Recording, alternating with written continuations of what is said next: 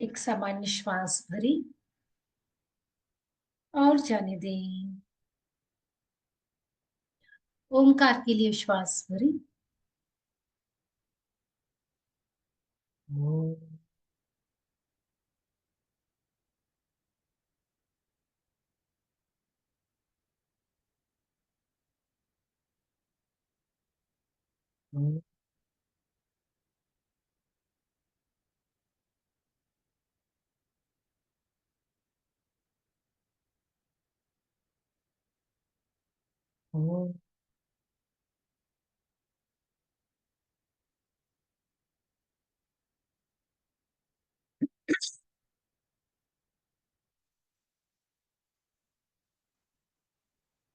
गुरुर्ब्रह्मा गुरुर्विष्णु गुरुर्देवो महेश्वरः गुरुः साक्षात् परं ब्रह्म तस्मै श्री गुरुवे नमः। तस्मै श्री गुरुवे नमः। तस्मै श्री श्री गुरुवे नमः। ओम नमः प्रणवार्थाय शुद्ध ज्ञानैकमूर्तये निर्मलाय प्रशांताय दक्षिणामूर्तये नमः।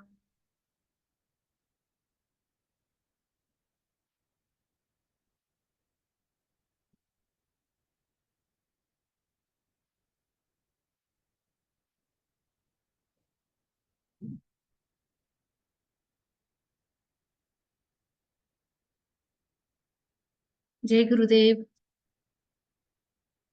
कैसे हैं सब लोग?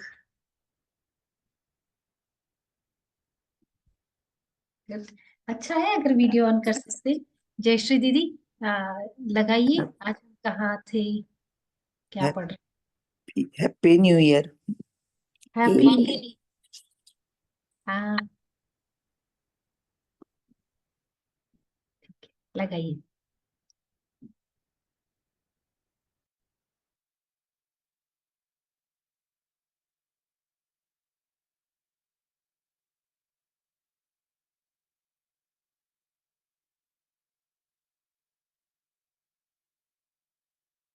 जयश्री दीदी हाँ।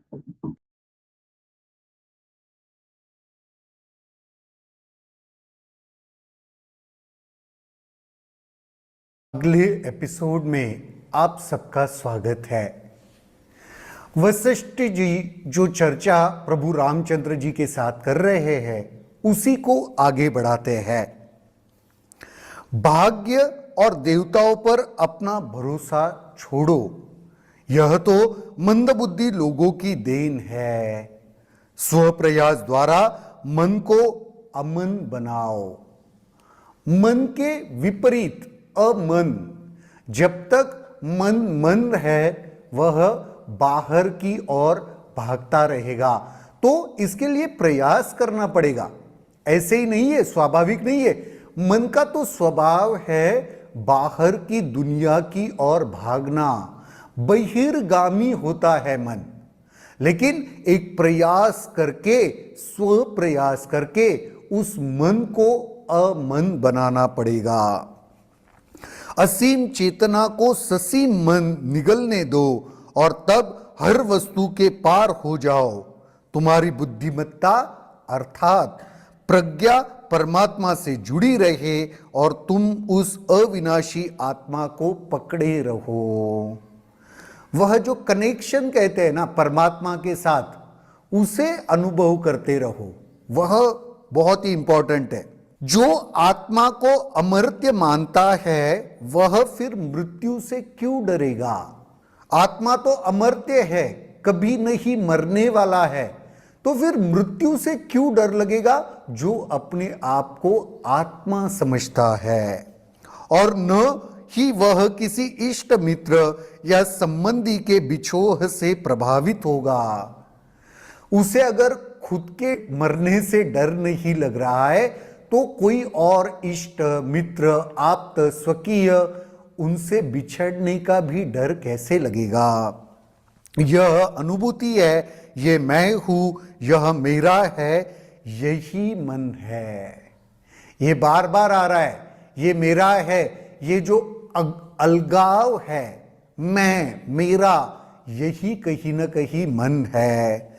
जब इसे हटा दिया जाता है तब मन नहीं रहता। इसे हटाने के बाद मन समाप्त हो जाता है, तब व्यक्ति निर्भय हो जाता है। तलवार आदि शस्त्र भय उपजाते हैं, परंतु प्रज्ञा रूपी शस्त्र अहम को नष्ट करता है और निर्भयता उत्पन्न करता है। तलवार से डर लगता है, भय उपज होता है, लेकिन प्रज्ञा, प्रज्ञा यानी ऐसा ज्ञान, ऐसा प्रज्ञा जिसे कहते हैं कि सुप्रीम नॉलेज, इंटेलिजेंस, जिसके वजह से हम अहम को काट सकते हैं। जैसे अहम को काट दिया ना, कहीं ना कहीं सारा भय खत्म हो जाता है। मन जिस ओर भी प्रचंड गति से अग्रसर होता है, उसी में लालसा या तृप्ति को देखता है। मन जिस ओर से तेजी से जा रहा है ना, क्यों जा रहा है वह तेजी से? क्योंकि उसे कहीं ना कहीं लगता है मैं जितने जल्दी उस वस्तु, व्यक्ति, परिस्थिति को हासिल कर लूं तो कहीं ना कहीं तृप्ति का अनुभव होगा। तो जब लालसा में तृप्ति दिखाई देती है ना, तभी मन उस दिशा में तेजी से अग्रसर होता है। यह ठीक हलचल से रहित अवस्था में भी मन नहीं रहता। यह मन की हलचल ही है जो असीम चेतना का आधार पाकर इस लोक में दृश्य होती है। हे राम, यह निश्चय ही मन की शक्ति है, परंतु जब मन अपनी हलचल में अलग थलग पड़ जाता है तब वह मृत मन कहा जाता है। यह भी एक प्रकार का तप है जो धर्म ग्रंथों और मोक्ष द्वारा समर्पित है, समर्थित है। आर्ट ऑफ लिविंग में परम पूज्य श्री श्री रविशंकर जी ने जब हम लोगों को ध्यान के बारे में बताया था, तो ध्यान से जुड़े हुए कुछ चीजों को उन्होंने बहुत ही सुंदरता से बताया था, जिसका रेफरेंस मुझे यहां पे डायरेक्टली अभी दिखाई दे रहा है। क्या कहते हैं परम पूज्य श्री श्री रविशंकर जी? ध्यान के लिए जब बैठोगे तो 3 चीजों का ख्याल रखना चाहिए। क्या रखना चाहिए 3 चीजों का ख्याल? ध्यान कब गहराई से होगा? पहला बताया, अचाह। जब ध्यान करने के लिए आप बैठो ना, तो किसी चाहत को मन में रखकर नहीं ध्यान हो सकता। अगर मेरे मन में कोई इच्छा है, तो जब इच्छा उठती है, अभी बताया ना यहां पे, इच्छा यानी लालसा, जब कोई भी लालसा है ना, तो मन में हलचल हो रही है और उस तेजी से उस दिशा में मन प्रवाहित हो रहा है। चाहते कहीं ना कहीं भविष्य से जुड़ी होती है, तो मन भविष्य में कुछ तो भी पाना चाहता है। तो गुरुजी कहते हैं तब ध्यान नहीं हो सकता। दूसरा, अकिंचन, मैं कोई नहीं हूं, इस भाव को लेकर बैठना पड़ता है। जब जहां पे मैं का भाव है ना, मैं कैसे बना? स्मृति में जो भी चीजें हैं उसे जोड़कर मैंने मैं का एक रूप बना लिया, अहम का एक रूप बना लिया। उदाहरण के तौर पर मैं एक डॉक्टर हूं, मैं एक बिजनेसमैन हूं। ये भाव मैं बिजनेसमैन हूं ये कैसे आया? क्योंकि भूतकाल में मैंने व्यापार से जुड़े हुए बहुत सारे कार्य किए। वह कार्यों को मेरे उस मन ने कहीं ना एक कोने पर इकट्ठा करके रखा और उसकी वजह से यह भाव मेरे भीतर जग गया, मैं व्यापारी हूं। और तीसरा उन्होंने बताया, अप्रयत्न, कुछ भी नहीं करना, कुछ करने की चाहत ही, क्योंकि जब भी कुछ करना चाहोगे मन उस दिशा में भागने लगेगा। धर्म ग्रंथों ने भी यही कहा है। कौन सा तप है? तो तो मन को किसी भी दिशा में प्रवाहित नहीं होने देना तप है। मन कौन सी दिशा में प्रवाहित हो रहा है? मन भविष्य में प्रवाहित हो रहा है इच्छाओं को पाने को लेकर। मन भूतकाल में प्रवाहित हो रहा है अपने आइडेंटिटी को पकड़कर, और मन वर्तमान में भी प्रवाहित हो रहा है कुछ न कुछ प्रयत्न करने की चेष्टा कर कर। तो वशिष्ठ महामुनि यही पे कह रहे हैं कि देखो, यह धर्म ग्रंथों ने भी समर्थित किया है, कहा है कि जब अपने मन को यह जो सारे लालसाओं भावनाओं के प्रति जो प्रवाहित हो रहा है ना, उसको रोकना ही तप है। और इस तप को कर कर आप कहीं ना कहीं आत्मज्ञान को प्राप्त कर सकते हो। गुरुजी परम पूज्य श्री श्री रविशंकर जी जैसे कहते हैं कि जब आप ध्यान में गहरे उतरने लगोगे ना, तो कहीं ना कहीं मुक्ति का अनुभव होने लगेगा। देखो, संत पुरुष वही सारी बातें हमको समझाते हैं, बताते हैं जो धर्म ग्रंथ में लिखी हुई है। वशिष्ठ महामुनि प्रभु रामचंद्र जी को जो करने के लिए कह रहे, आज के दौर में भी श्री श्री रविशंकर जी वही सारी बातें हम सबको अनुभव करने के लिए या करने के लिए प्रेरित कर रहे हैं। तो अच्छे से ध्यान करने से भी हम आत्मज्ञान की ओर पहुंच सकते हैं। कुछ और करने की आवश्यकता नहीं। अपने यह मन की यह जो भावना है, लालसा है, जिसके ओर यह मन प्रवाहित होता रहता है, उसको कुछ समय के लिए रोकते रहना। कुछ लोग मुझे पूछते हैं, स्वामी जी फिर क्या जीवन भर मैं यही सोचता रहूं क्या? अरे मेरे मन को इधर नहीं जाना चाहिए, फिर तो मैं जॉब के लिए भी नहीं जा पाऊंगा, मैं मेरा परिवार भी नहीं संभाल पाऊंगा, क्योंकि परिवार के प्रति, जॉब के प्रति, बिजनेस के प्रति मेरा कुछ तो भाव है, तभी तो मैं उसे पूरा कर पाऊंगा। ठीक है, कोई बात नहीं, हमेशा के लिए ये मत करो। कुछ समय ध्यान के लिए बैठोगे तब तो कर सकते हो। इस बात पर जरूर विचार करो। फिर मिलेंगे अगले एपिसोड में, तब तक के लिए जय गुरुदेव। अगर आपके इस वीडियो को लेकर कुछ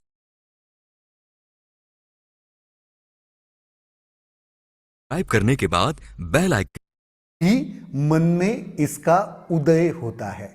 कोई कहता है ना, यह मेरी प्रवृत्ति है, मनोवृत्ति है, वो भी असत है, लेकिन फिर भी उदय तो इसका मन में ही होता है। अज्ञान से होने वाली उपज अज्ञानी व्यक्ति के लिए सत होती है। अज्ञान में अगर कुछ निकला है ना, तो उस पल के लिए तो वो उसके लिए सत ही है। अंधेरे रास्ते से जा रहे हैं, वहां पर एक डोरी का टुकड़ा पड़ा हुआ है और उसको देखकर अज्ञान में मैं उसे सांप समझ रहा हूं, तो उस पल के लिए तो वह मेरे लिए सांप ही है। समझदार के लिए मात्र भाषागत अभिव्यक्ति है, ठीक वैसे ही जैसे वंध्या का पुत्र। कोई वंध्य स्त्री है, उसके पुत्र की कल्पना करना क्या है? सिर्फ एक भाषा की अभिव्यक्ति है। समझदार बनने का प्रयत्न करो और इस मनोवृत्ति के ग्रस्तता को छोड़ो। यहां तुम किसी कार्य के कर्ता नहीं हो, इसलिए तुम्हें कर्तापन ओढ़ना नहीं चाहिए, क्योंकि जब कर्तापन ओढ़ोगे तो कहीं न कहीं दुख को अनुभव करोगे। कितना सुंदर कहा है, देखो। हमें लगता है हम करता है, लेकिन जब तक इस कर्तापन को छोड़ नहीं देंगे ना, तब तक दुख को ही कहीं ना कहीं अनुभव करते रहेंगे। इस सिलसिले में एक बढ़िया कहानी मुझे याद आ रहा है। श्री कृष्ण, अर्जुन और कर्ण का ये कहानी है। आप सब जानते हैं कि कर्ण को बहुत ही ज्यादा उदार माना गया। उसके पास जो भी कोई याचक आता था तो वो उसे उसकी हर इच्छा पूरी करता था। तो कर्ण का नाम भी बहुत था। एक दिन कृष्ण के पास अर्जुन जब बैठे थे तो उन्होंने यह पूछा कि वो क्यों इतना बड़ा दानशील बन गया, कैसे बन गया। तो कृष्ण ने, कहानी में ऐसे कहते हैं, कृष्ण ने कहा चलो कुछ देखते हैं। और फिर अर्जुन को वो एक जगह घूमते हुए लेके गया। वहां पर एक पहाड़ी थी, एक छोटा सा टीला था। कृष्ण भगवान ने अपने सामर्थ्य से उस टीले को, उस पहाड़ी को सोने का बना दिया। और फिर अर्जुन को यह कहा कि ये जो सोना है ना, इन गांव वालों में बांट दो। अर्जुन ने कहा जैसे आपने कहा है वैसे ही मैं करूंगा। और वहां से कृष्ण भगवान चले गए। अब अर्जुन नजदीक के गांवों में गया और उसने कहा, सारे गांव वालों को इकट्ठा किया और बोला इधर आओ इधर आओ। फिर एक उनकी कतार बनाई और फिर उस टीले के पास लेके आया और फिर हर एक को वह उस टीले में से, उस पहाड़ी में से सोना निकाल निकाल कर देने लगा। दिन बीत गए, शाम हो गई, रात हो गई, दूसरा दिन। अर्जुन थक गया। फिर कुछ समय के बाद दूसरे दिन वह कृष्ण के पास पहुंचा, थका हारा। तो कृष्ण ने पूछा क्या हुआ। तो सारी कहानी अर्जुन ने कृष्ण को बताई और उसमें पाया, उसने, कृष्ण ने कहा अरे ये सब करते हुए तू सही में काफी थका हुआ दिखाई दे रहा है। ठीक है, अब एक काम करते हैं। वह दोनों कर्ण के पास गए, कर्ण को उस पहाड़ी के टीले के पास, सोने के टीले के पास ले गए और कहा इसे तुम्हें बांटना है। कर्ण ने कहा जो आपने कहा मैं वैसे ही करूंगा। उसने फिर कुछ गांव वालों को बुलाया और वो आने के बाद कहा यह सारा सोना, यह सारा पहाड़ी आपका है, जिसको जितना चाहिए ले जाओ। और इतना कहकर वो वहां से चला गया।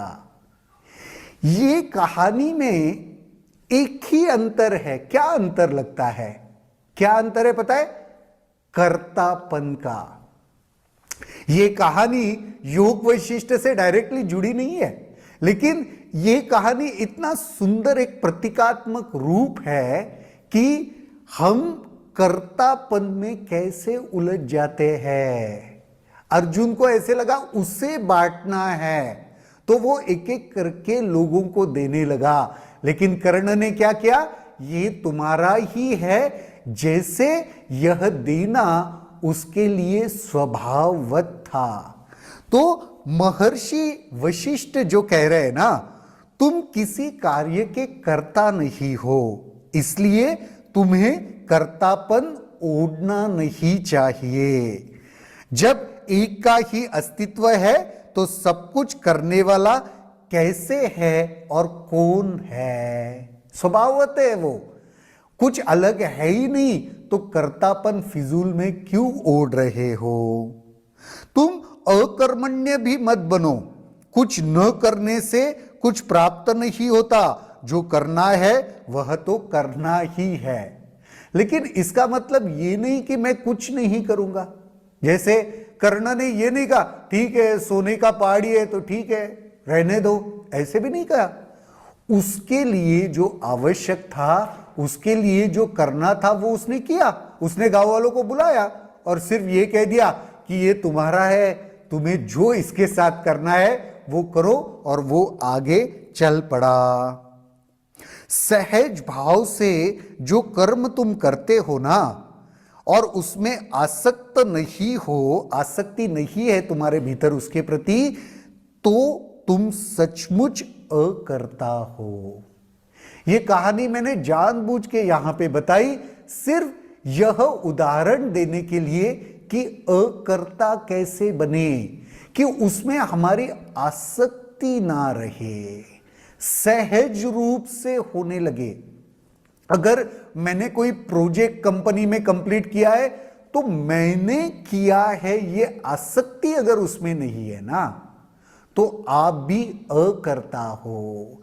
घर में अगर कोई जिम्मेदारी उठाई है हमने, लेकिन मैंने उसे उठाया, ये भाव अगर नहीं है ना, तब भी तुम अकर्ता हो, क्योंकि ये मैंने किया, इसके प्रति मेरे भीतर कोई आसक्ति नहीं है।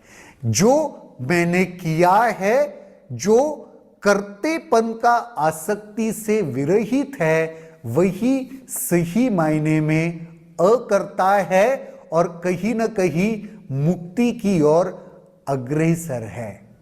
आज के लिए इतना ही, फिर देखेंगे कल के एपिसोड में और क्या कहते हैं वशिष्ठ महामुनि।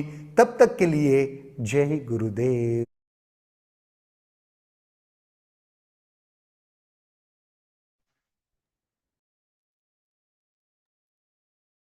ब्यूटीफुल सेशन ना, कितना स्पष्ट, बहुत ही स्पष्ट।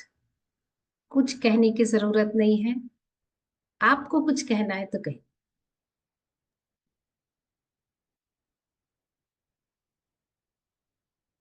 अगर नहीं कहना है तो जयश्री, सत्वा ऐप से एक बढ़िया सा 25 मिनट का मेडिटेशन निकालो, जरा अपन सब ध्यान करेंगे। हाँ कर्ता दीदी, पंच मुझे एक बात करना है थोड़ा। आनंद हाँ, स्वामी जी बहुत को। हाँ, जय एक गुरुदेव दीदी। हाँ, बोलिए ना। कौन बोल रहा कर्तापन छोड़ना चाहिए। है? हाँ, कान में। कर्तापन छोड़ना चाहिए। हाँ, उसका आप उपाय पता क्या है? क्या उपाय है कर्तापन छोड़ने का? आसक्ति आसक्ति आसक्ति ना रहते हुए करना है। बहुत ही आसान है, पता क्या? सिंप्लिसिटी, हाँ, सहजता, सहजता। आपको पता, कर्तापन मतलब अहंकार, और अहंकार का अपोजिट वैल्यू जो है वो पता क्या है? सहजता। छोटा सा एग्जांपल दूं। अगर अचानक से आपके घर पे कोई आपके गेस्ट आ जाते हैं, और वो गेस्ट भी वो जो आपसे स्टेटस वाइज थोड़ा ऊपर है, फाइनेंशियल स्टेटस उनका ऊपर है, किसी भी फॉर्म में आपसे ऊपर है, बूढ़ी है, जैसे भी है। आप ना बहुत, और आप अपने घर में बैठे हो, ड्राइंग रूम में आपकी सब्जी, मेथी की भाजी आप तोड़ रहे हो, सब फैला पड़ा है, कपड़े उपड़े सोफे में पड़े हैं, जो कि आम मिडिल क्लास घरों में होता है। आप ना, आप अव्यवस्थित, आप असहज हो जाते हैं कि नहीं? एकदम ऐसे क्या करें क्या ना करें, कैसे जल्दी से वो क्रॉकरी ढूंढने लगते हो, पता चला क्रॉकरी कहीं और पड़ी हुई है, तो वो स्टील के ग्लास में पानी देने में थोड़ा सा सहजता महसूस नहीं। ये सब अहंकार है, ये सब कर्तापन है। मैं हूँ, मैं होने का भाव कर्तापन है। और जब जिस स्थिति में आप एकदम मस्त सहज बैठे हैं, आ गए आप, आओ बैठो, थोड़ा 1 मिनट जगह कर देते हैं, फिर बैठ के, फिर सहज, एकदम सहज, सिंपल, जहां कोई दूसरे होने का भाव नहीं। जितनी फॉर्मेलिटीज होती हैं, जितनी औपचारिकताएं होती हैं, जितना दिखावा होता है, सब कर्तापन में होता है, और अहंकार में होता है, और असहज भाव होने पे होता है। जब जब आप सहज हुए हो ना, आप अपने स्वभाव में आ गए हो, और जैसे जैसे आप अपने स्वभाव में आ गए ना, वैसे वैसे काम बन गया। ये आपकी अचीवमेंट है, क्योंकि 6th लेयर के बाद जो 7th लेयर है, 6 चक्र के बाद जो 7th चक्र है, वो कुछ और नहीं, टोटल ब्लिस है। वो आपको सिंप्लिसिटी में ही मिलेगा। जितने सहज हो जाओ, आप जितने अपने स्वभाव में स्थित हो जाओ, वो सहज है ना? तो कौन ने क्या सोच रहा है, कौन क्या बोलेगा, अरे उसका प्रॉब्लम है यार, मेरे घर में मेथी की भाजी तोड़ रहे थे, ठंड का समय, बैठे, आप भी आओ, बैठो, आप भी तुड़वा लो। इतना सहज, इतना एक दूसरे, किसी के भी साथ आप, गुरु जी के साथ देखो ना, गुरु जी को मैंने कभी जरा भी, इतना सा भी, बाल बराबर भी गुरुदेव के व्यवहार में परिवर्तन नहीं महसूस किया। वो किसी देश, कंट्री के संसद में जाके जो जिस तरह से बात करते हैं, वो अपने सिक्योरिटी गार्ड से भी वैसे ही बात करते हैं। वो अपने भक्त से भी, एक ऐसे व्यक्ति से जिसको कुछ ज्यादा कुछ ज्ञान गणित नहीं पता, उससे भी ठीक वैसे ही बात करते हैं, जो वो जाके किसी यूरोपियन का में जाके, एक बार ऐसे हुआ था, मैंने आपको पहले भी कोट किया था। गुरुजी सत्संग में थे, और सिक्योरिटी गार्ड्स को कुछ का कुछ था, उन लोगों ने कुछ किया था, तो उनको सब जो बात बात बताई, जो कहा सुना। फिर वो अगले दिन गुरुदेव फ्लाइट लेके यूरोप गए। वहां पे बड़े सारे राजनेता थे और सारे लोग, बड़े बड़े लोग, उनके बीच में भी वही वाली बात बोले जो उसको एक दिन पहले बोले थे। है ना? तो इतनी सहजता जब आ जाएगी तो अहंकार मिट जाएगा, और अहंकार गया, टोटल ब्लिस। कोई कुछ पूछ रहा था, कोई कुछ कह रहा था।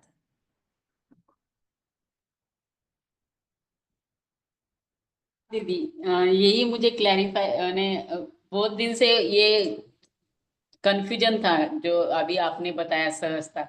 और गुरुजी के सहजता से ही भागे हम उनके साथ रहे ने, उनको लाइक करते हैं पहले स्टार्टिंग में ही। उनका कौन सा भी नॉलेज कुछ भी है तो वो इतने सहजता से बताते हैं कि हमको अच्छा लगता है।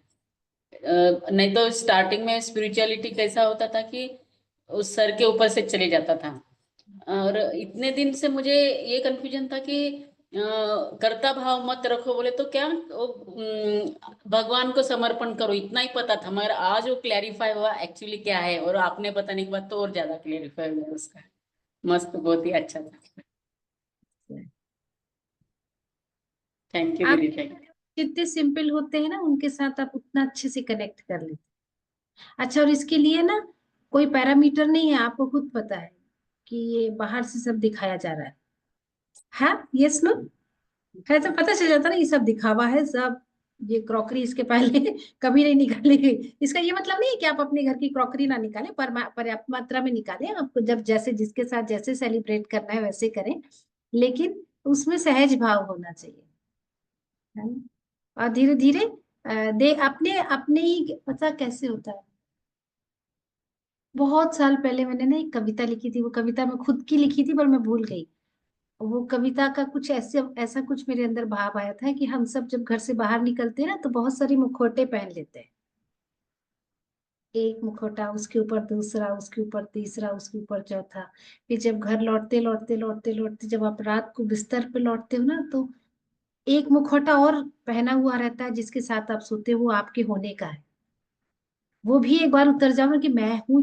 अपने आप को बीच से पूरी तरह से हटा देना कर्तव्य। जो कुछ है हो रहा है, मैं नहीं कर रहा, मेरे से करवाया जा रहा है। जो करवाने वाला है करवाएगा, जो करना चाहे, जो जिसके लिए करवाना है करवाएगा। मैं कहाँ बीच में आ गया? बस आप उस प्रकृति के, परमात्मा के या गुरु के, जिसके भी है ना, संदेश को सुनने के लिए सजग बस रहो। अच्छा, लेकिन एक कब बताऊं, अहंकार जो है ना, भुजंग की तरह स्थिर। आपको पता, कहते हैं कि इस पृथ्वी को जो थाम के रखा है वो शेषनाग ने अपने फन पे थाम के रखा है, ऐसे कहते हैं ना। मतलब कितनी स्थिरता, एट द सेम टाइम कितनी सजगता। जरा सी भी वो ऐसे ऐसे करके मुंडी हिलाएंगे तो अपना सब खेल हो जाएगा। तो कितनी सेटल होंगे यार वो, और विदाउट अवेयरनेस ये संभव नहीं, है ना? तो इतने सजग हो जाएंगे ना, तो कोई और को नहीं दिखाना, किसी से ना पूछना है ना कुछ, खुद के भीतर देखो अभी मेरे भीतर कर्तापन आ रहा है, देखो अभी भी अभी मैं बीच में पड़ रहा हूँ, अभी मैं फंसा हुआ हूं, मैं हूँ, ये भाव है। अरे निकलो, भागो तुरंत, जैसे ही पता चलेगा अरे मैं हूँ, निकलो, हटो, निकलो वहां से, खत्म करो अपने आप को, है ना?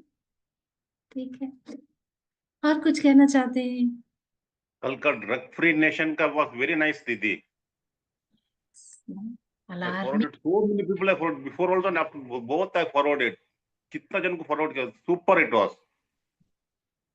Please do this. पता आपको, हमारे बीच में इतने सारे लोग हैं, हमारे बच्चे इतने सारे लोग हैं जो इसमें फंसे हैं, उनको खुद नहीं पता उनको क्या परोसा जा रहा है।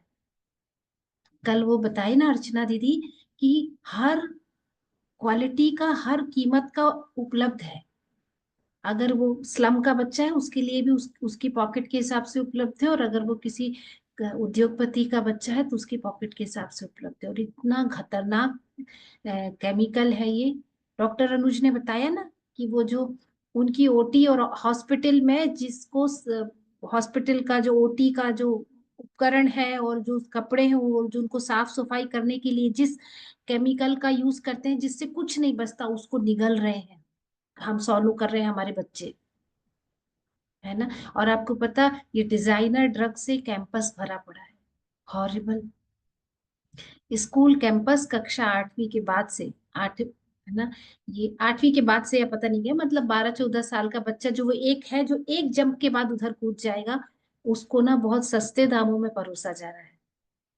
यहाँ तक कि ये जो माफिया है ये रैकी करता है कि जितने बड़े स्कूल में उनके उतने बड़े पैर, उनके माता पिता का पॉकेट उतना बड़ा होगा, रैकी करके देखते हैं कि अच्छा ये इनका बच्चा है, फिर उसको प्रॉपरली उसको गाइड किया जाता है, उसको थोड़े दिन तक आदत लगने तक मुफ्त में परोस। कोटा फैक्ट्री आई थी एक वेब सीरीज, मैंने देखी नहीं है बट मुझे उसके बारे में सुनने को मिला। आपने देखी थी? एक वेब सीरीज आई थी कोटा फैक्ट्री, देखिएगा। कोटा जो है हब है, एजुकेशन हब है, जहाँ पे बच्चों को बस भेज दिया जाता है कि बस ये आईआईटी करके निकलेंगे, ये मेडिकल में जाएंगे। लेकिन वहां वहां पे भी जहाँ बच्चे हैं, जहाँ मासूम बच्चा है, वहां पे ये बहुत बड़ा माफिया है जो काम कर रहा है, और हमारी जिम्मेदारी है इसको निकाल लेने की। कितनी है ना। और ये अर्चना जी जो है, इनका सेंटर विदर्भ में, हमारे नागपुर में ही है, बूटी बोरी करके एक जगह है वहां पे। तो रिहैब तो बहुत सारे हैं, या तो वो बहुत ज्यादा महंगे हैं, और आपके अफोर्डेबल कॉस्ट पे जो रिहैब है, वो एक्चुअली जितना ड्रग जो है ना आपको बाहर मुश्किल से मिलता है, उससे ज्यादा आसानी से रिहैब के अंदर मिलता है, ये बात पता है आपको? उससे आसानी से मिलता है, तो दीदी कहीं भी नहीं भेज सकते हम। आपको पता है ये जो अपना wellness program for substance user है, ये प्रोग्राम जो स्पेशली डिजाइंड है इन लोगों के लिए, और ये पूरा जो अपने यहाँ होता है वो क्या होता है, वेलनेस प्रोग्राम कराते हैं, उसमें सुदर्शन क्रिया सिखाते हैं, फिर सहज कराते हैं, फिर उसमें एडवांस कोर्स कराते हैं, ये सब उसका प्रोटोकॉल है। तो ये सब वो उनका जो सेंटर है उसमें वो ये सब कराती हैं, तो आसानी हो जाती है ना। और साथ में 1-2-3 महीने तक रुको वहीं पे, तो उस 3 महीने तक अगर आपने कोई काम कर लिया ना, तो फिर आसान होता है। साथ में पेरेंट्स को, फैमिली को काउंसलिंग होती कि तुम लोग कहाँ गड़बड़ किए थे कि ये बच्चा इस तरफ गया, या पेशेंट जो भी है। तो ये बड़ा जिम्मेदार। मैं यूट्यूब लिंक भेजी है क्या ज्ञान गंगा पे उसकी? दीदी रिकॉर्डेड है। हाँ रिकॉर्डेड दीदी। रिकॉर्डेड है, अगर आपने नहीं देखा तो रिकॉर्डेड है, आप देखिएगा हाँ वो, डेट किया है मेरा। भेजी हुई है। और अगर आपकी कोई जानने वाले इसमें है, इसमें गलती से चले गए हैं इस अंधेरी दुनिया में, तो उसमें नंबर है, आप पूछ लीजिएगा, हम भेज देंगे आपको अर्चना भारती जी का नंबर ना। दीदी ज्ञान गंगा में सेंड कर दीजिएगा एक ग्रुप भेजा लिंक। है ज्ञान गंगा में, वो रिहैब सेंटर का नंबर, अर्चना जी के सारे तीनों नंबर भेजे हैं, आप ये अच्छे से देख। रिकॉर्डिंग रिकॉर्डिंग कल का हम देख नहीं पाए भेजा है ना इसलिए। प्रवीण? भेजा है? It is there. It is there. हाँ It is there. हाँ मैंने आज क्लिक किया था। ज्ञान गंगा में है दीदी। देखना, और अपना अपने यही है कि आपके पास मुझे आया परसों से, पहले बात हुआ था करना है, फिर एक थोड़ा सा एक केस समझ में आया, तो लगा चलो इसी एक बच्चे के लिए करना है, तो तुरंत आए, फटाफट मैसेज बनाया, वैसे वीडियो बनाया कि एक आएगा, 1000 आएंगे, कितने आएंगे नहीं आएंगे, बस कर दिया, हो गया। तब से लोग की 2-3-4 इंक्वायरी आई है हमारे पास कनेक्ट करने के लिए, है ना। कब कहाँ किसका मदद मिलेगा नहीं पता, बट अपना काम आप कर दीजिए जो प्रकृति आपसे करवाना चाहती है, बस। और कुछ?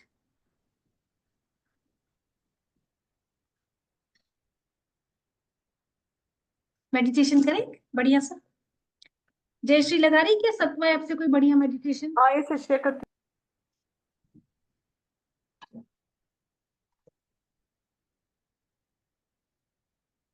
Eyes close, spine erect.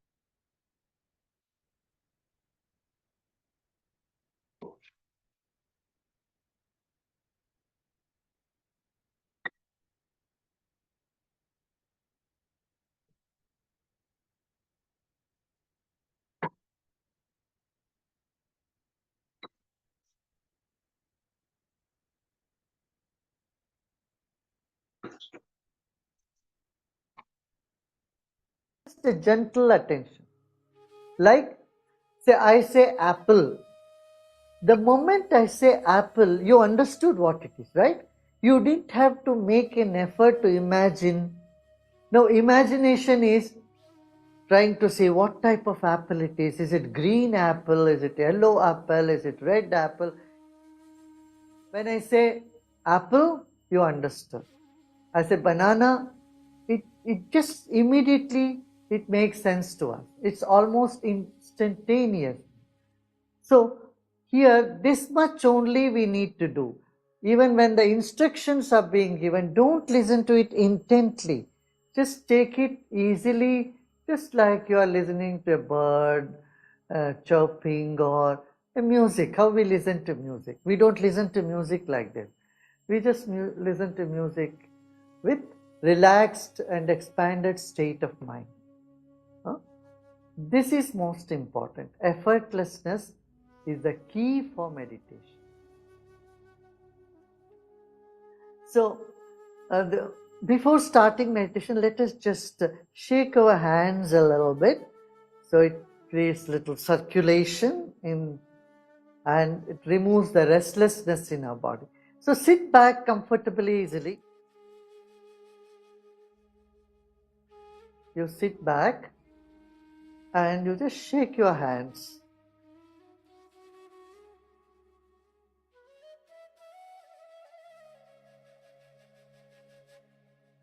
Then let us stop shaking and keep our hands at ease. Let our spine be erect and our eyes closed. You may gently close your eye. Let us keep our body relaxed, spine erect.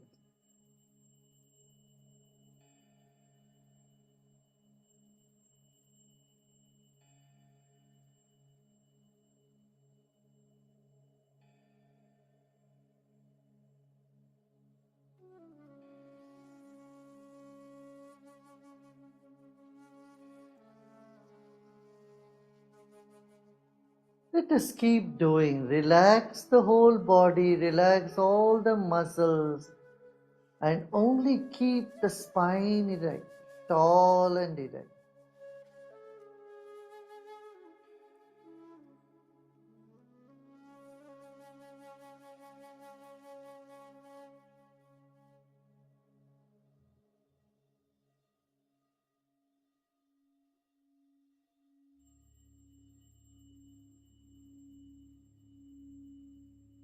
Become aware of your whole body.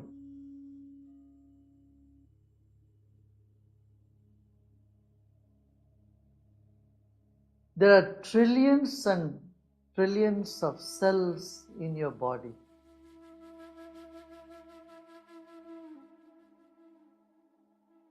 We came into this world weighing just 4 kilos or 5 kilos. And today we weigh 60, 70, 80 kilos. Become aware of the weight of your body.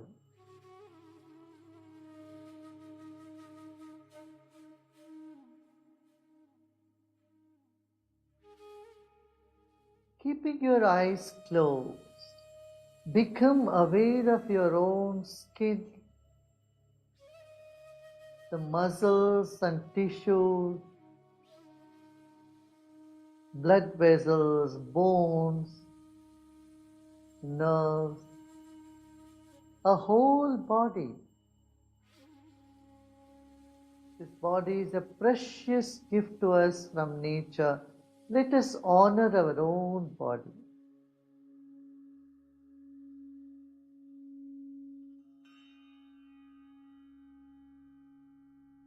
Every cell in our body is changing. In 1 year, all the cells would have been replaced.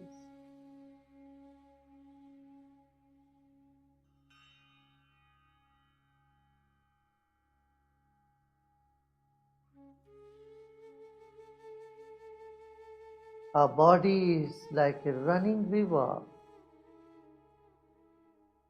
Every moment, new cells are being born, old are going out.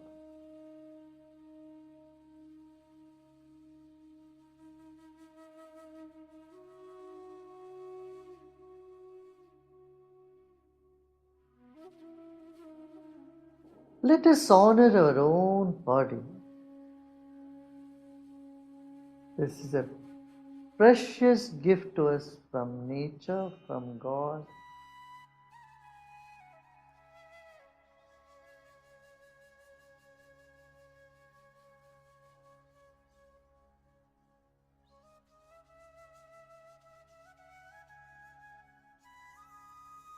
Let's take a deep breath in. Hold the breath and let go.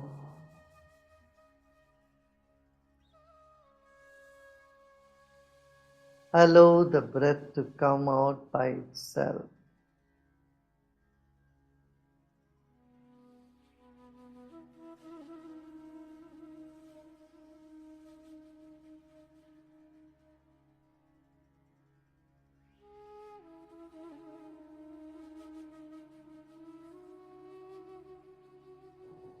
Again, let's take a deep breath in.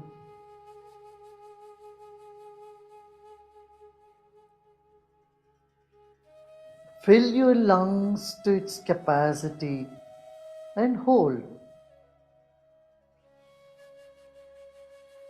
Notice the state of mind when you're holding.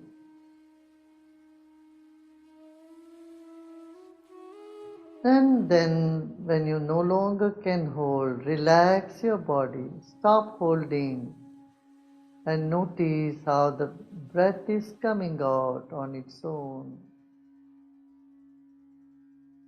And it has fully come out. Hold again.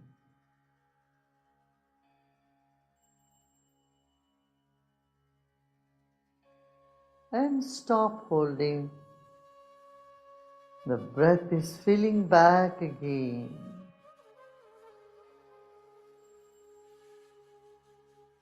We are moving to the second dimension, the breath.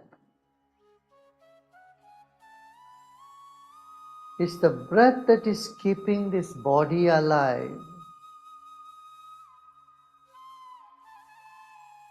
And there is prana inside and outside the body, all around the body.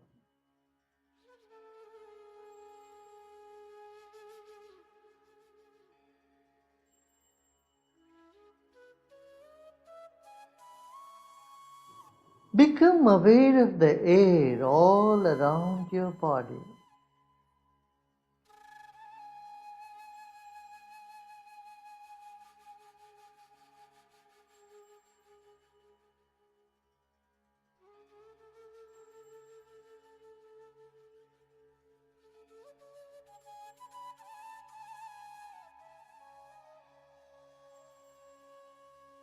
Like fish in the water, we are in air.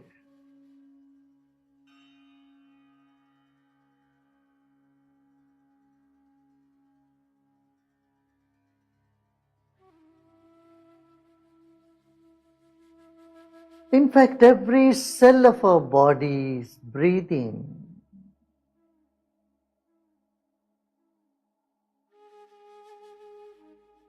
Let's take another deep breath in, knowing we are breathing from our entire body.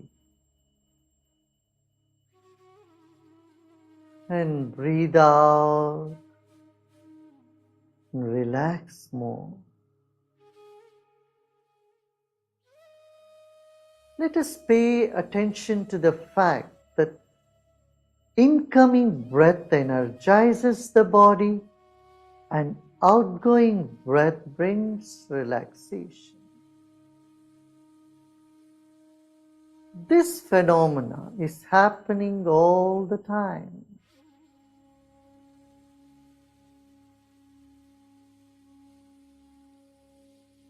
Incoming breath energizes and outgoing breath brings relaxation.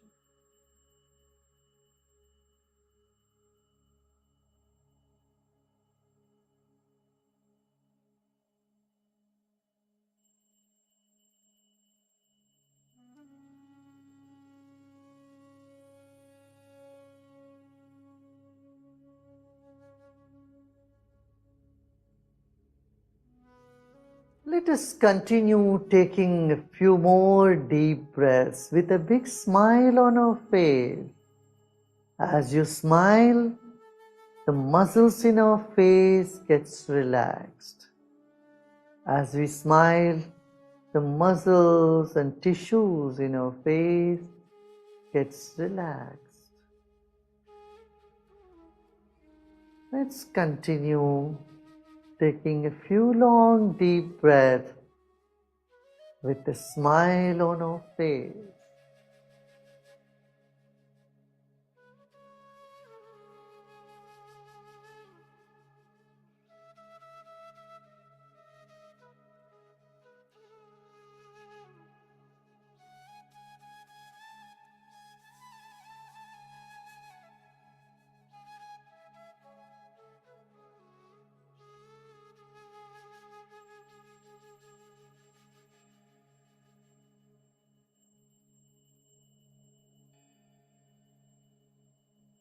Let us move on to the third dimension, the mind.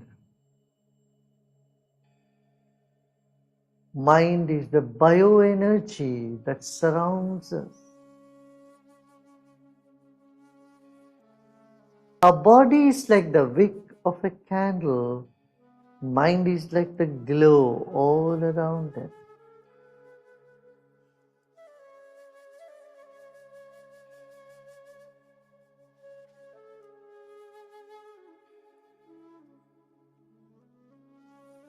Become aware of your mind all around your body and inside your body. Mind is finer than the space element. It's permeating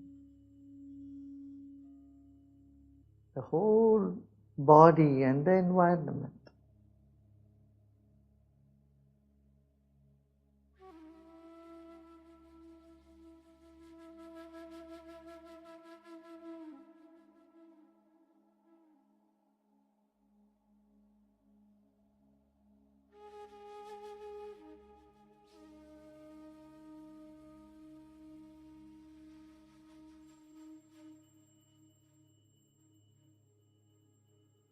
Whatever thoughts are coming in the mind, just let them come. Good thoughts, bad thoughts, let them all come.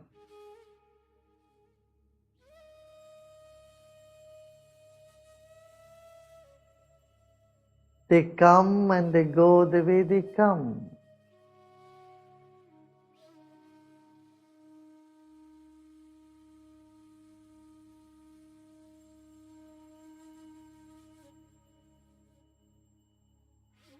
Let all the thoughts come. Do not resist any thought or try to chase them out.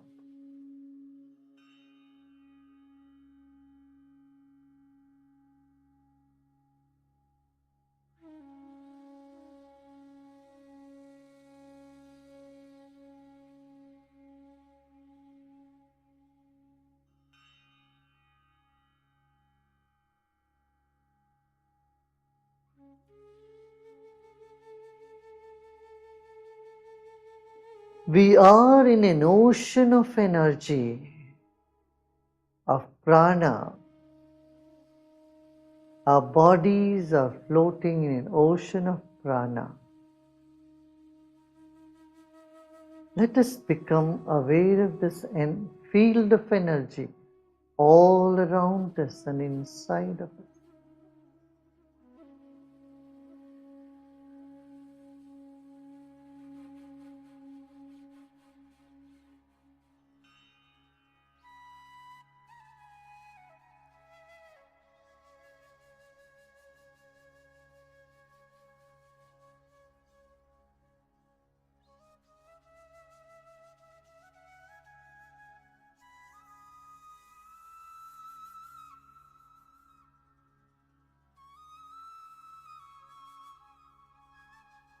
Become aware of the walls of the room you are in and beyond the walls too.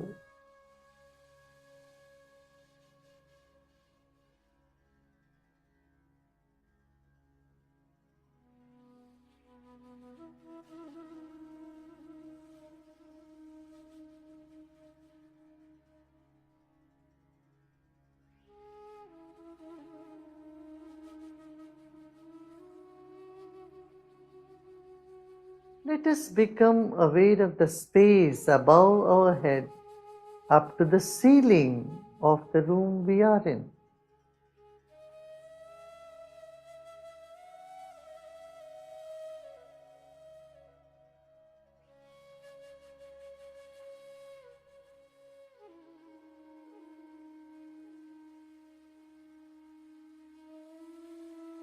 The cosmic rays of prana and vibrations are there too, and beyond the roof.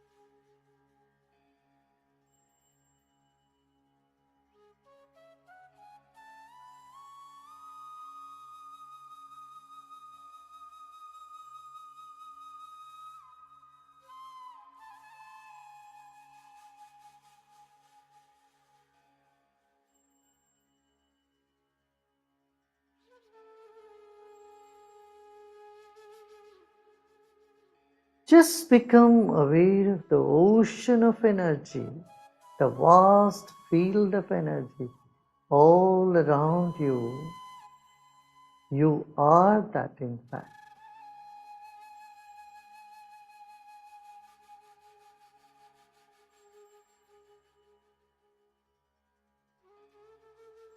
Now relax and repose in yourself. Let go of all your efforts. This moment, there is nothing to do and nothing to know either. Just let us repose in ourselves.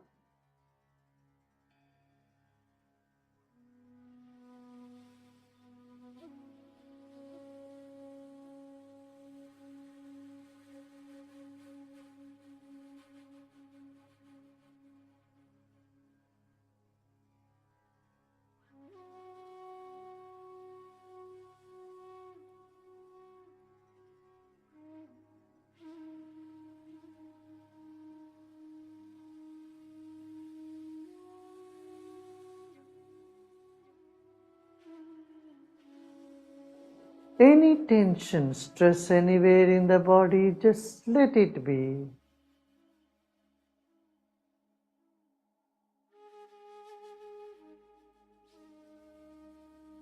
Let everything be.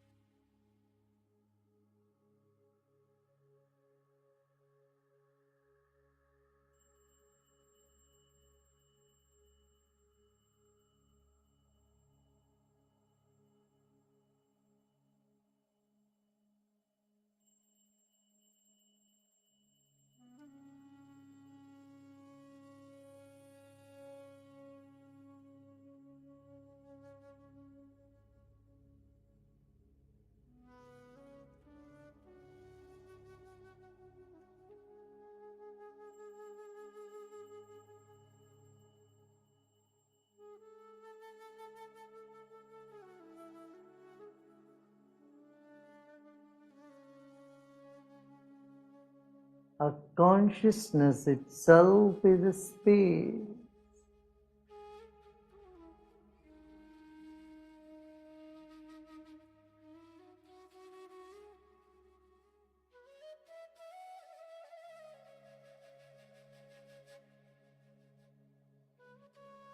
Let go of all your effort.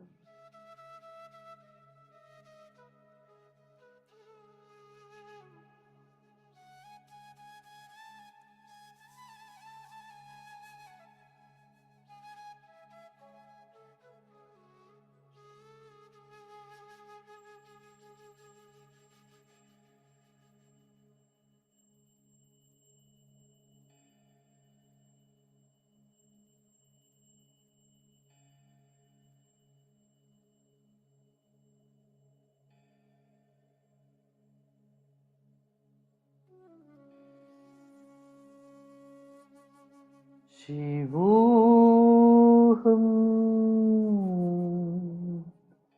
Shivoham, Shiva Sarupo, Chidoham,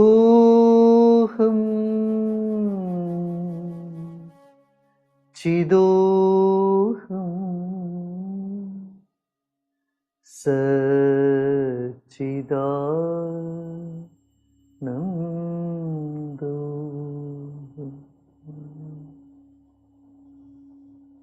Chidoham,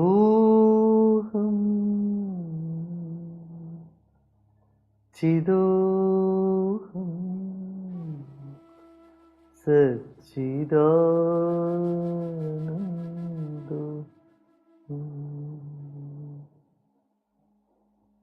Brahmoham, Brahmoham, Brahma Swarupa.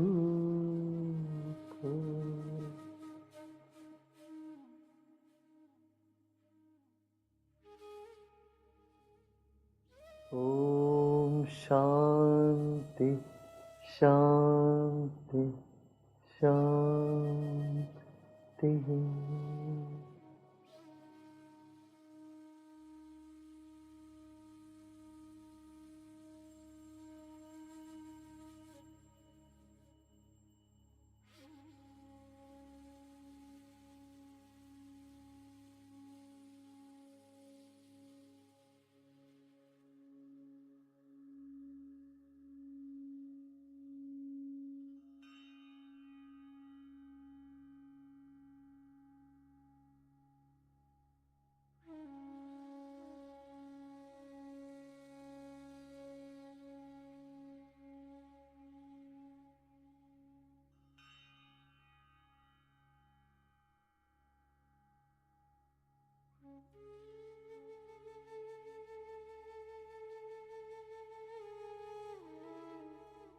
Let's take a breath with the big smile on our face. Gentle, slow, deep breath with a big smile, and breathe out with a smile. Allow the smile to percolate to our brains. Let every cell of our brain start blossoming, start expanding and smiling right away.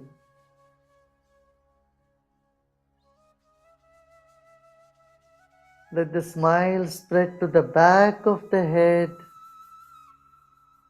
as though the back of the head is smiling. And let the smile percolate to our neck and throat.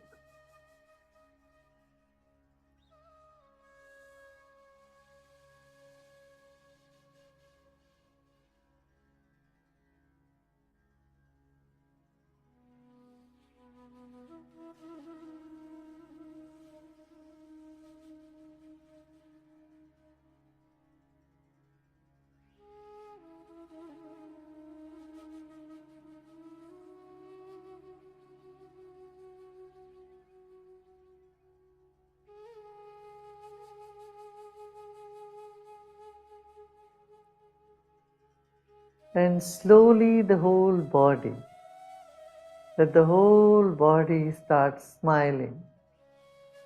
shoulder, chest. And let's take another deep breath in, a bigger smile, and breathe out with a smile.